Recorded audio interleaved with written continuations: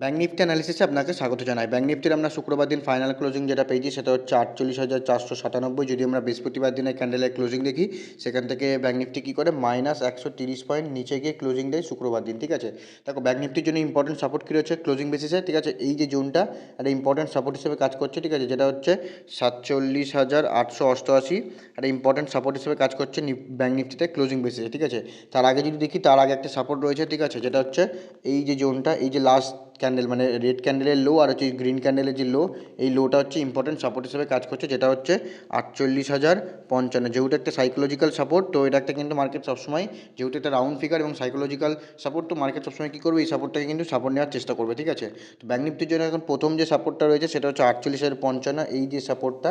ঠিক আছে, এই যদি এর নিচে যদি মার্কেট ক্লোজিং করে, ঠিক আছে, ব্যাঙ্ক নিফটি যদি এর নিচে ট্রেড করতে থাকে, দেন এখানে নেক্সট যে সাপোর্ট বেরিয়ে আসবে সেটা হচ্ছে এই যে জোনটা, যেটা হচ্ছে 47,888, একটা ক্লোজিং বেসিসে ইম্পর্টেন্ট সাপোর্ট। যদি আমরা দেখি লাস্ট যে প্রিভিয়াস যে সাপোর্টগুলো রয়েছে, সেখানে যদি দেখি মার্কেট একবার, দুবার, তিনবার, এখানে কিন্তু অলরেডি তিনবার সাপোর্ট নিচ্ছে। ঠিক আছে, এই সাপোর্টটাকে কিন্তু বারবার মার্কেট সাপোর্ট নিচ্ছে।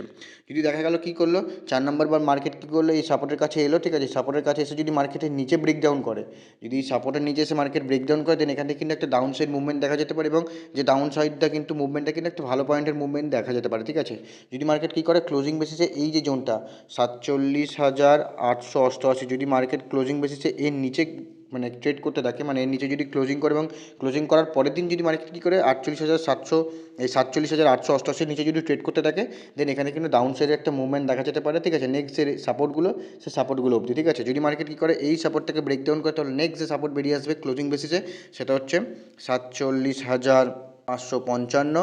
যদি এটাকে ব্রেকডাউন করে, তো নেক্সট যে সাপোর্ট বেরিয়ে আসবে সেটা হচ্ছে 47,055। ঠিক আছে, কিন্তু মার্কেট যদি দেখি 47,000 পরে নেক্সট যে সাপোর্ট বেরিয়ে আসবে সেটা হচ্ছে 47,055, একটা বড় সাপোর্ট কিন্তু হিসেবে নিফটিতে রয়েছে, ব্যাঙ্ক নিফটিতে রয়েছে। ঠিক আছে, যদি মার্কেট কী করে 47,055 সাপোর্টটাকে যদি ব্রেকডাউন করে, তো নেক্সট যে সাপোর্ট বেরিয়ে আসবে, ঠিক আছে, সেটা হচ্ছে 46,988। ঠিক আছে, একটা ইম্পর্টেন্ট সাপোর্ট জোন হিসেবে কাজ করবে ব্যাঙ্ক নিফটিতে। ঠিক আছে, যদি মার্কেট কী করে এই যে সাপোর্টটা রয়েছে, এই সাপোর্টের নিচে যদি ব্রেকডাউন করে এবং ব্রেকডাউন করার পরের দিন যদি মার্কেটের নিচে ট্রেড করতে থাকে, দেন ক্লোজিং বেসিসে কিন্তু এই সাপোর্টগুলোকে মার্কেটকে নিতে দেখা যেতে পারে। ঠিক আছে, ব্যাঙ্ক নিফটির জন্য ইম্পর্টেন্ট রেজিস্ট্যান্স কী রয়েছে, ইম্পর্টেন্ট রেজিস্ট্যান্স হচ্ছে সেটা হচ্ছে এই যে জোনটা, এই যে লাইনটা চ্যানেলটা করেছে মার্কেট, এটা কিন্তু একটা ব্যাঙ্ক নিফটির জন্য ইম্পর্টেন্ট রেজিস্ট্যান্স হিসেবে কাজ করবে ক্লোজিং বেসিসে। ঠিক আছে, যেটা হচ্ছে 48,888। ঠিক আছে, এই যে লেভেলটা 48,888 একটা ইম্পর্টেন্ট রেজিস্ট্যান্স ক্লোজিং বেসিসে। মার্কেট যদি দেখি আমরা, মার্কেট কী করে এই যে সাপোর্টটা ছিল, ঠিক আছে, যদি লাস্ট যদি 10-12 দিনের আমরা ক্যান্ডেল দেখি, মার্কেট এই যে সাপোর্টটা ছিল, এইটা কিন্তু একটা সাপোর্ট হিসেবে কাজ করছিল 48,888-কে। এটা সাপোর্ট হিসেবে কাজ করলো। যেদিন মার্কেট কী করলো, এই যে চ্যানেলটা ছিল, এই চ্যানেলের নিচে ব্রেকডাউন করে, দেন ব্রেকডাউন করার পর মার্কেট কী করে, ব্রেকডাউন করার পর এই যে সাপোর্টটা ছিল প্রিভিয়াস, এই সাপোর্টের এখানে কিন্তু এসে মার্কেট কন্টিনিউয়াসলি সাপোর্ট নেয়, যেটা হচ্ছে 47,888। ঠিক আছে, নিচের সাইডে ইম্পর্টেন্ট সাপোর্ট হচ্ছে 47,888, উপর সাইডের ইম্পর্টেন্ট রেজিস্ট্যান্স হচ্ছে 48,888। মার্কেট এই যে 1000 পয়েন্টটা রয়েছে, ঠিক আছে, 48,888 থেকে 47,888, এই যে 1000 পয়েন্টের যে গ্যাপটা, এই যে চ্যানেলটা, এই চ্যানেলটা কিন্তু একটা সাইডওয়েজ চ্যানেল বা ট্র্যাপিং চ্যানেল বলতে পারো। ঠিক আছে, মার্কেট যতক্ষণ এই রেঞ্জের মধ্যে, এই যে 1000 পয়েন্ট ব্যাঙ্ক নিফটি একটা চ্যানেল বানিয়েছে, এই 1000 পয়েন্ট চ্যানেলের মধ্যে যদি ব্যাঙ্ক নিফটি ট্রেড করতে থাকে, এখানে কিন্তু প্রিমিয়াম দিকে হবে এবং এখানে কিন্তু ট্র্যাপ করার সম্ভাবনাও বেশি থাকবে। ঠিক আছে, দেখা গেল কী করলো, মার্কেট ব্রেকআউট করলো, দেখালো ইন্টারডেতে, কিন্তু মার্কেট কী করলো, ইন্টারডেতে ট্যাপ করে মার্কেট কী করলো, কিন্তু এই জোনে এসে ক্লোজিং দিতে পারে। ঠিক আছে, তো মার্কেট যতক্ষণ কী করছে, এই জোনের মধ্যে কন্টিনিউয়াসলি ট্রেড করছে, এই যে 1000 পয়েন্ট 47,888 থেকে 48,888, এই যে 1000 পয়েন্টের মধ্যে যতক্ষণ মার্কেট ট্রেড করছে, তো মার্কেটকে এখানটায় অ্যাভয়েড করো, কারণ মার্কেট এটা হচ্ছে একটা সাইডওয়েজ জোন।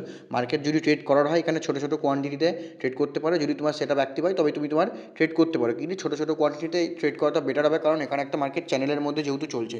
যেদিন মার্কেট কী করবে, যদি মার্কেট উপরে যাওয়ার হয়, তো চ্যানেলটিকে আপসাইডে ব্রেকআউট করবে, এবং আপসাইডে ব্রেকআউট করার সাথে তার সাথে কি শর্ত থাকবে, মার্কেটকে তার উপরে কনস্ট্যান্টলি মার্কেটকে সাপোর্ট নিতে হবে। ঠিক আছে, এবং সাপোর্ট নেওয়ার পর সেই জায়গায় যদি কন্টিনিউয়াসলি ট্রেড করতে থাকে, সেই লেভেলের যে রেজিস্ট্যান্সটাকে ব্রেকআউট করবে, সেই রেজিস্ট্যান্সের উপরে যদি ব্রেকআউট করার পর মার্কেট কন্টিনিউয়াসলি ট্রেড করতে থাকে, দেন এখান থেকে কিন্তু একটা আপসাইড মুভমেন্ট দেখা যেতে পারে। ডাউন সাইডের জন্য কিন্তু সেম থাকবে, যদি মার্কেট নিচের সাইডে ব্রেকডাউন করে এবং ব্রেকডাউন করার পরে যদি মার্কেট সেই যে লেভেলটা ব্রেকডাউন করলো, সেই লেভেলটাকে যদি মার্কেট টেস্ট করতে গিয়ে যদি মার্কেট ফেল হয়, দেন এখান থেকে একটা ডাউন সাইডে মুভমেন্ট দেখা যেতে পারে। নেক্সট যে সাপোর্টগুলো বললাম, সেই সাপোর্টগুলো অবধি দেখা যেতে পারে ব্যাঙ্ক নিফটিকে। ঠিক আছে, তো এই যে চ্যানেলটা রয়েছে এই চ্যানেলটাকে অ্যাভয়েড করো। এই চ্যানেলের এখানে যদি মার্কেট যায় ছোটো ছোটো কোয়ান্টিটি ট্রেড করো, যখনই মার্কেট কী করবে এর উপরে ব্রেকআউট করবে, দেখা গেলো মার্কেট কী করলো 48,888-এর উপর ব্রেকআউট করলো ক্লোজিং বেসিসে। দেখো মার্কেট যদি ব্রেকআউট করে তার আগেও যদি দেখি আমরা মার্কেটে কিন্তু এখানে একটা ট্রেন লাইন রয়েছে, ঠিক আছে। মার্কেট কিন্তু এই ট্রেন লাইনটা কিন্তু বারবার নিয়েছে, ঠিক আছে। যদি প্রিভিয়াস চার্টেও তোমরা দেখো মার্কেট কিন্তু এই ট্রেন লাইনটাকে বারবার কিন্তু ট্রেন লাইন হিসেবে নিচ্ছে। তো উপরে যাওয়ার জন্য ইম্পর্টেন্ট রেজিস্ট্যান্স এই কারণেই বলছি, এই যে রেজিস্ট্যান্সটা রয়েছে 48,888, তার সাথে যদি আমরা দেখি এই যে ট্রেন লাইনের রেজিস্ট্যান্স এটা কিন্তু এক জায়গাতেই রয়েছে, ঠিক আছে। এই যে রেজিস্ট্যান্স এটা কিন্তু এক জায়গাতেই রয়েছে, কারণ যখনই দুটো ট্রেন লাইন এবং রেজিস্ট্যান্স এক জায়গাতেই থাকবে সেটা কিন্তু স্ট্রং রেজিস্ট্যান্স হিসেবে কাজ করবে ব্যাঙ্ক নিফটি হোক বা নিফটি হোক যে কোনো ইন্ডেক্সে, ঠিক আছে।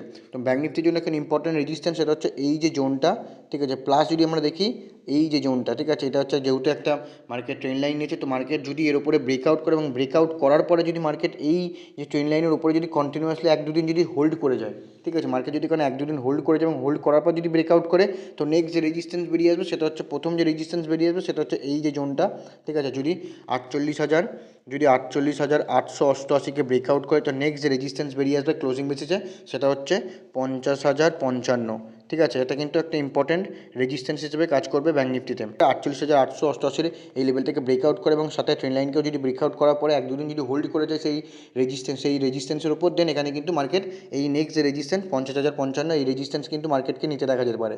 যদি মার্কেট কী করে সেম যদি ক্লোজিং বেসিসে এই রেজিস্ট্যান্সটাকেও ব্রেকআউট করে, ঠিক আছে, 50,055 লেভেলটাকেও যদি ব্রেকআউট করে তো নেক্সট যে রেজিস্ট্যান্স বেরিয়ে আসবে সেটা হচ্ছে এই যে লেভেলটা, যে এখান থেকে মার্কেট ব্রেকডাউন মানে নিচের সাইডে এসছে এই যে হাই, এই হাই কিন্তু একটা ইম্পর্টেন্ট রেজিস্ট্যান্স হিসেবে কাজ করবে ক্লোজিং বেসিসে, ঠিক আছে। যে রেজিস্ট্যান্সটা হচ্ছে 50,888, ঠিক আছে। এটা কিন্তু একটা হিউজ রেজিস্ট্যান্স রয়েছে। যদি দেখি 50,000-এর পর নেক্সট যে রেজিস্ট্যান্স বেরিয়ে আসবে ক্লোজিং বেসিসে সেটা হচ্ছে 50,888, ঠিক আছে। এই রেজিস্ট্যান্সগুলো কিন্তু বেরিয়ে আসবে ব্যাঙ্ক নিফটিতে ক্লোজিং বেসিসে, ঠিক আছে। আর যদি দেখে মার্কেট এই রেঞ্জের মধ্যে ট্রেড করছে দেন এই রেঞ্জটাকে অ্যাভয়েড করো।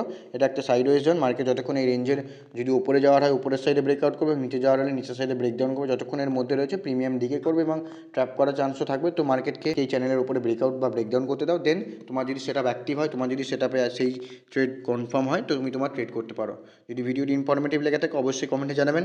দেখা হচ্ছে পরের ভিডিওতে, ততক্ষণ ভালো থাকবেন, সুস্থ থাকবেন। আর চ্যানেলটিকে সাবস্ক্রাইব করা না থাকলে অবশ্যই করে নেবেন। ধন্যবাদ।